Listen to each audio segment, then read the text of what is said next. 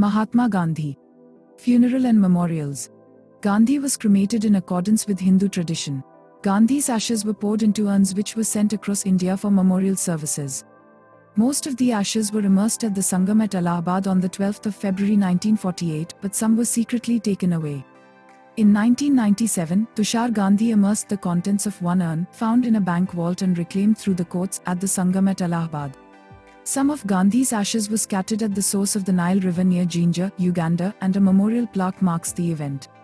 On the 30th of January 2008, the contents of another urn were immersed at Girgaum Chowpatty. Another urn is at the palace of the Aga Khan in Pune and another in the Self-Realization Fellowship Lake Shrine in Los Angeles. The Birla House site where Gandhi was assassinated is now a memorial called Gandhi Smriti. The place near Yamuna River where he was cremated is the Raj Ghat Memorial in New Delhi. A black marble platform, it bears the epigraph, He Rama. These are widely believed to be Gandhi's last words after he was shot, though the veracity of this statement has been disputed. Principles, practices, and beliefs. Gandhi's statements, letters and life have attracted much political and scholarly analysis of his principles, practices and beliefs, including what influenced him. Some writers present him as a paragon of ethical living and pacifism, while others present him as a more complex, contradictory and evolving character influenced by his culture and circumstances. Influences. Gandhi grew up in a Hindu and Jain religious atmosphere in his native Gujarat, which were his primary influences, but he was also influenced by his personal reflections and literature of Hindu Bhakti saints, Advaita Vedanta, Islam, Buddhism, Christianity, and thinkers such as Tolstoy, Ruskin and Thoreau. At age 57 he declared himself to be Advaitist Hindu in his religious persuasion, but added that he supported Dvaitist viewpoints and religious pluralism. Gandhi was influenced by his devout Vaishnava Hindu mother, the regional Hindu temples and saint tradition which coexisted with Jain tradition in Gujarat. Historian R.B. Cribb states that Gandhi's thought evolved over time, with his early ideas becoming the core or scaffolding for his mature philosophy. He committed himself early to truthfulness, temperance, chastity, and vegetarianism. Gandhi's London lifestyle incorporated the values he had grown up with. When he returned to India in 1891, his outlook was parochial and he could not make a living as a lawyer. This challenged his belief that practicality and morality necessarily coincided. By moving in 1893 to South Africa, he found a solution to this problem and developed the central concepts of his mature philosophy. According to Bhikhu Parekh, 3 books that influenced Gandhi most in South Africa were William Salter's Ethical Religion, Henry David Thoreau's On the Duty of Civil Disobedience, and Leo Tolstoy's The Kingdom of God is Within You. Ruskin inspired his decision to live an austere life on a commune, at first on the Phoenix farm in Natal and then on the Tolstoy farm just outside Johannesburg, South Africa. The most profound influence on Gandhi were those from Hinduism, Christianity and Jainism, states Parekh, with his thoughts in harmony with the classical Indian traditions, especially the Advaita or monastic tradition. According to Indira Kaur and others, Gandhi was influenced by Vaishnavism, Jainism and Advaita Vedanta. Balkrishna Gokhale states that Gandhi was influenced by Hinduism and Jainism, and his studies of Sermon on the Mount of Christianity, Ruskin and Tolstoy. Additional theories of possible influences on Gandhi have been proposed. For example, in 1935, N.A. Tuti stated that Gandhi was influenced by the reforms and teachings of the Swaminarayan tradition of Hinduism. According to Raymond Williams, Tuti may have overlooked the influence of the Jain community and adds close parallels do exist in programs of social reform in the Swaminarayan tradition and those of Gandhi, based on non-violence, truth-telling, cleanliness, temperance and upliftment of the masses. Historian Howard states the culture of Gujarat influenced Gandhi and his methods. Leo Tolstoy. Along with the book mentioned above, in 1908 Leo Tolstoy wrote a letter to a Hindu, which said that only by using love as a weapon through passive resistance could the Indian people overthrow colonial rule. In 1909, Gandhi wrote to Tolstoy seeking advice and permission to republish a letter to a Hindu in Gujarati. Tolstoy responded and the two continued a correspondence until Tolstoy's death in 1910. The letters concern practical and theological applications of nonviolence. Gandhi saw himself a disciple of Tolstoy, for they agreed regarding opposition to state authority and colonialism, both hated violence and preached non-resistance. However, they differed sharply on political strategy.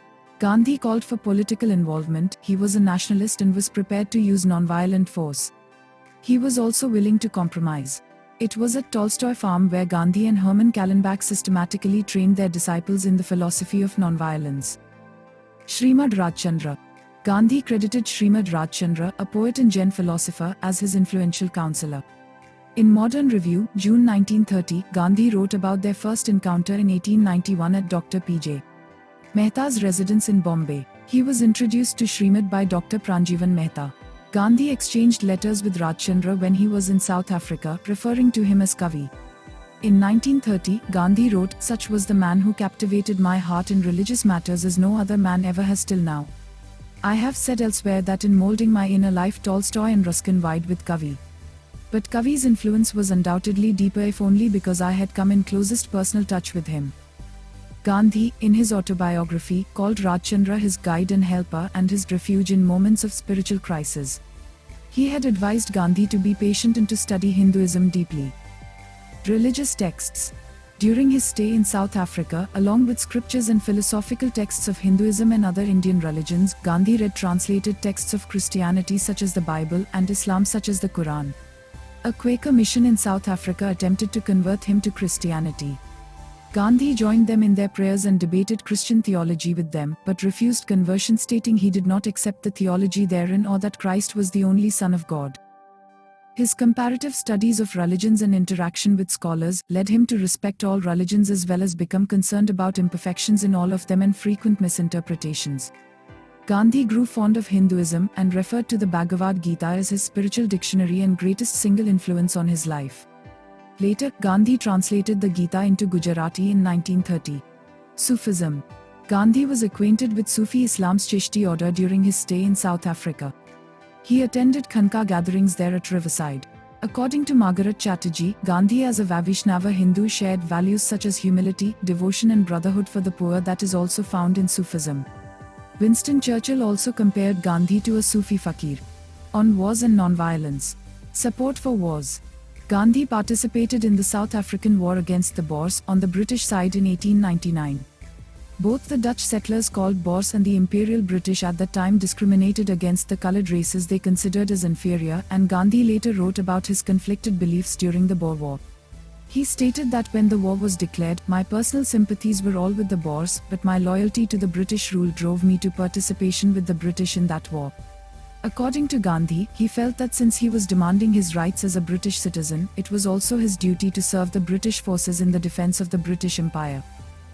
During World War I, nearing the age of 50, Gandhi supported the British and its allied forces by recruiting Indians to join the British Army, expanding the Indian contingent from about 100,000 to over 1.1 million. He encouraged Indian people to fight on one side of the war in Europe and Africa at the cost of their lives. Pacifists criticized and questioned Gandhi, who defended these practices by stating, according to Sanka Ghosh, "It would be madness for me to sever my connection with the society to which I belong." According to Keith Robbins, the recruitment effort was in part motivated by the British promise to reciprocate the help with Swaraj to Indians after the end of World War I. After the war, the British government offered minor reforms instead, which disappointed Gandhi. He launched his Satyagraha movement in 1919. In parallel, Gandhi's fellowmen became skeptical of his pacifist ideas and were inspired by the ideas of nationalism and anti-imperialism. In a 1920 essay, after the World War I, Gandhi wrote, "Where there is only a choice between cowardice and violence, I would advise violence." Rahul Sagar interprets Gandhi's efforts to recruit for the British military during the war as Gandhi's belief that, at that time, it would demonstrate that Indians were willing to fight. Further, it would also show the British that his fellow Indians were their subjects by choice rather than out of cowardice. In 1922, Gandhi wrote that abstinence from violence is effective and true forgiveness only when one has the power to punish, not when one decides not to do anything because one is helpless. After World War II engulfed Britain, Gandhi actively campaigned to oppose any help to the British war effort and any Indian participation in the war.